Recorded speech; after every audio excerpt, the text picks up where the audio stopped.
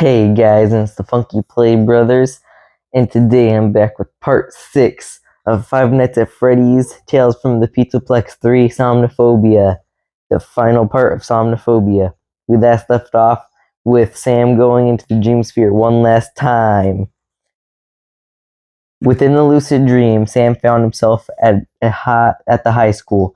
There was a sign hanging in the hallway about prom coming up.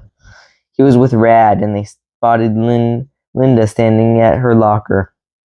Rad patted his shoulder. "Go for it, Sam. Ask her to the prom. She's a nice girl." "Yeah, she's really nice." Sam shook his head. "I don't know if I can do it, though." "You can. Believe in yourself." "But what if she says no?" Rad shrugged in a casual way. "Then she says no. No big deal." "But what if she says yes? You'll never know until you try." Sam scratched his head. "What's the matter?" Rad asked him. "I feel like there's something weird going on, like I'm missing something. I feel a little nervous. I usually don't feel nervous here." "What, like you forgot your backpack or your phone?" "No, my backpack is in my locker, and I have my phone in my pocket." "Must not be important then. But you know what it is? Asking Linda to the prom." "Yeah, maybe." Sam's phone rang. Then Sam pulled out his phone and checked the ID. It was his dad. He quickly answered. "Dad, is that you?" "Hey, Sam. Yeah, it's me. I need you to come straight home after school. I have a surprise dinner planned for your mom." "Surprise? What do you mean?" "Your mom sold her first art piece at the art dealer. We're all going out to celebrate." "I'm so proud of her. She can't stop dancing around the house." Sam was confused, and then it dawned on him that in this lucid dream, the dream sphere was giving him the best experience for his last time. Just as the request, Moondrop had heard him. His dad was alive in the dream. His family was together, and his mom was selling her artwork. This dream reality was how he wished his life would be. He grinned. "Okay, Dad, I'll be there. This is great news. I love you." His dad laughed. "I love you too, son. See you after school." Sam clicked off the call, still smiling. He looked at Rad. "I'm going to ask Linda to the prom." He said. "If she says no, it'll be okay. It's not the end of the world, but at least I know I tried." "Right," Rad smiled back. "Go for it, dude." Sam confidently walked up to Linda. She was just shutting her locker door. "Oh, hey, Sam," she said with a friendly smile. "Hi, Linda." He cleared his throat as he felt the beginning of anxiety crawl at him. Then he took a breath and pushed the uncomfortable feeling back. "I was wondering if you'd like to go to the prom with me. If you haven't been asked by someone else, and if you're planning on going at all, I would like to go with you." Linda's cheeks turned pink. "Sure, Sam, that would be fun. I would like to go to the prom with you too." Relief washed over him. "Really? I mean, great. Let's exchange numbers so we can set up our plans." After he said goodbye, Sam walked back to Rad. "She said yes." They slapped hands in a high five. "I'm going to the prom with Linda." He couldn't believe that he'd had that confidence to ask her, and that she'd actually said yes. "Way to go, bud. I knew you could do it." Sam pushed up with excitement, and he actually jumped really high as if he was floating. Sam couldn't have come up with a better description about how he was feeling. He felt so good, as if he was floating on air. Rad waited in the high school parking lot to meet up with the guys. The day was kind of cold. He should have brought his jacket. Not only that, but he felt off today, uneasy. "What's up, dude?" Jules asked as he slapped his hand. Bogart and Larry followed behind him. "Not much, but good news. Sam got the dream sphere back at the house. We can do a study sesh, and then it's your turn with the sphere this week." A look of annoyance flicked across Jules's face. "That's cool, but look, my friend. Davis works at the Mega Pizzaplex. He says they got an awesome new arcade game, and he says we've got to try it out before the long line starts. Let's head over. It'll be fun." Bogart said. "I'm in." Larry said, "Cool." Rat scratched his chin. "Well, I told Sam." "Don't worry about Sam," Jules told him. "He didn't even come to school today. He's not going to be up for the Pizzaplex. Sam can miss out on this one time." Red looked at the guys as they all stared at him, then gave a nod. "Okay, let me text him. I'll just let him know we'll meet up with him later." He sent off a quick text to Sam, and then the group took off to the Mega Pizzaplex. "Mega Pizzaplex, here we come," Bogart announced. "I'm so going to conquer this new game." Sam's dream continued. He heard his phone sound in the distance with a text, but he ignored it. Now it's the testing day, and he was taking this SAT, apparently. There were many answers he didn't know. He looked around and saw other kids biting their pencils, rubbing their heads, having some trouble with the questions like he was.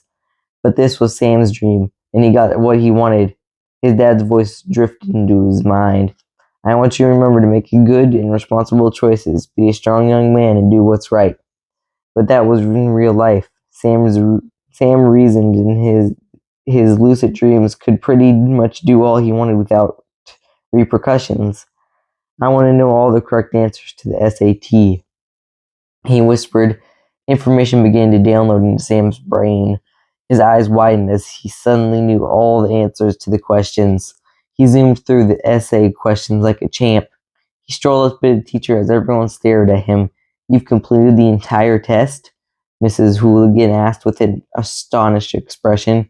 Sam handed over the test materials. "Yes, I have. Thank you." Then Sam strolled out of the classroom for an early lunch. He went to his locker, and when he opened the metal door, the moondrop sphere was inside. Sam jerked in surprise and quickly shut the door. How was this dream sphere here in my lucid dream? He wondered. Why is it in my locker?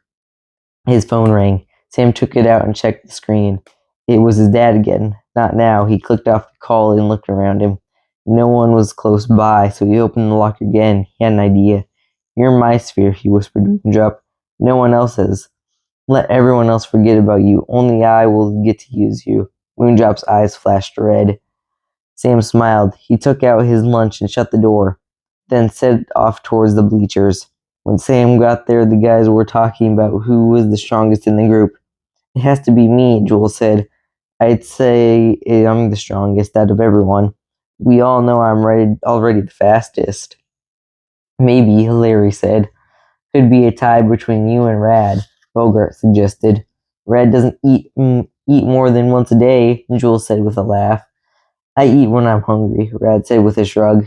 Sam sat next to Rad and leaned in to ask, "Hey, whose turn is it with the sphere?" Rad frowned at him. "What sphere?" Sam tried not to smile. "Never mind." Then he shifted towards Jules. "Maybe I'm as strong as you." Jules laughed long and hard. "Yeah, right. I don't think I've ever heard of you tell a joke before, Sam." "Good one. You're finally lightening up." He shrugged. "We're the same height and build. Could be a draw." "There's no way." Jules popped a chip into his mouth and chewed. His stare was tense. Sam was still willing to back down to his own dream. "Well, why don't we test it out?" "Oh, this should be good," Bogart said and adjusted his hat. "Guys, take it easy. I don't want anyone to get hurt," Dad spoke up. "It's all good, right, Sam?" Jules said with a twist of his lip. "So we'll settle this. Let's arm wrestle." Jules tossed his chip bag and sat down on the bleachers, putting his elbow on a taller row, and then opened his hand.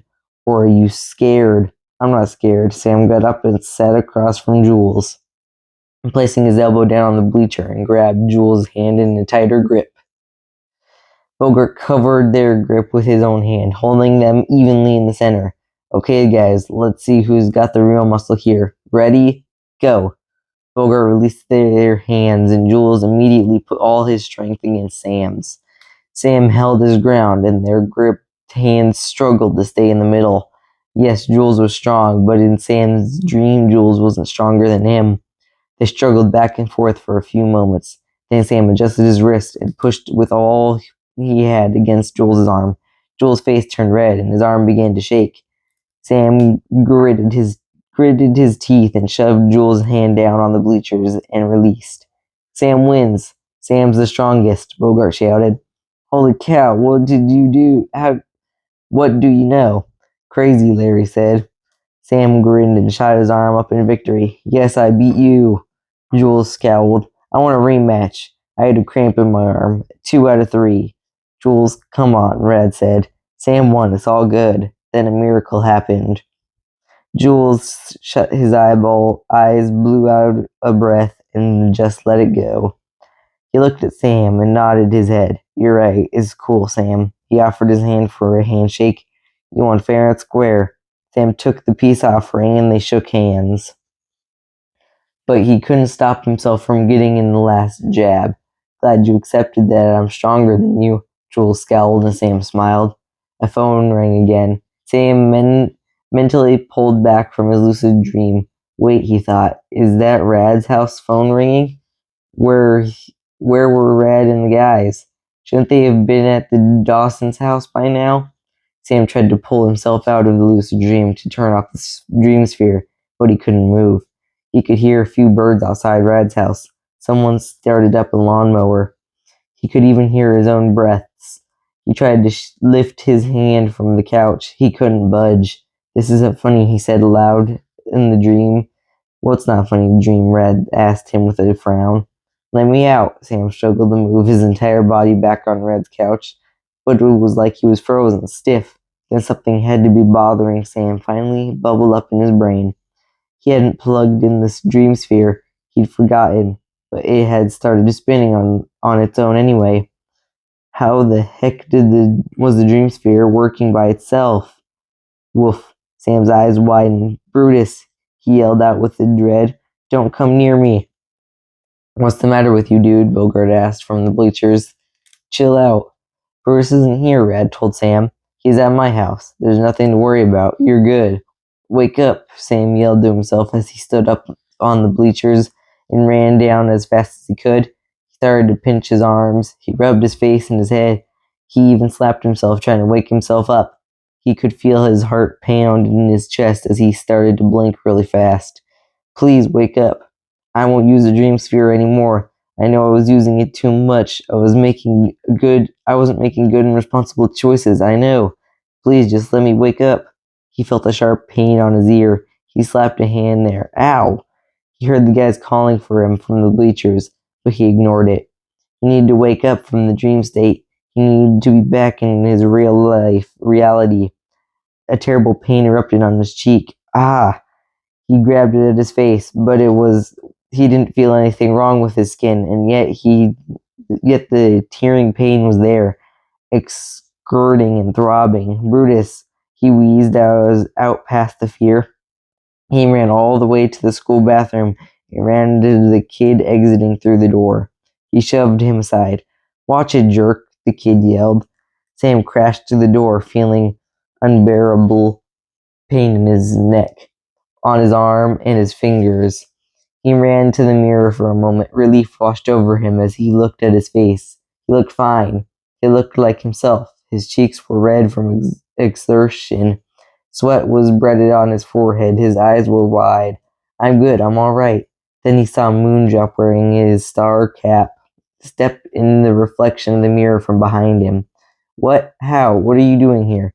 Before Sam could turn to look at the gesture, he felt flesh being torn from his jaw. He could hear the echoes of growling and the chomping of Brutus on his face. Let me wake up, please! Sam screamed as he felt his nose ripped off. His lips were being pulled and shredded. His teeth were gone and on and scraped. He felt warm blood drip down his face and neck. Panic and desperate crash over him like a wave of shaking. Sam gripped this thing harder as Brutus ate his face off back in reality. But as he stared into the mirror, nothing was visibly wrong. Sam screamed one name, Brutus. In the mirror, Moondrop had a smile on his face, half of it hidden in the shadows. The jester waved the bell on his wrist, chiming, and then Sam went very still. He let go of the sink and stood up straight. The terror disappeared. He felt completely calm and at peace. He turned and smiled at Moondrop. Everything's fine, Sam said with wide eyes. Moondrop turned to walk out the door. Sam followed Moondrop to see what new adventures they would create together. Meanwhile, on Rad's coffee table, Moondrop continued to turn gleefully in a circle, waving his hands, and then slowly stopped. So, So guys, the first story was pretty good. This is only 1 out of 3 stories in the book. So if you liked the first story, you should go buy the book for yourself and read the other 2 stories. But the book was pretty good. Lately, the rest of the Fazbear Frights and the more of the Tales from the Pizzaplex, all of the stories been ending badly for the main character, just like this one. I don't know what that's about, but other than that, the books have been pretty good. So guys, thanks for watching. Like, comment, subscribe, hit the notification bell. Follow us on Twitter at the Funky Play Bros. Follow us on Instagram and TikTok at the Funky Play Brothers.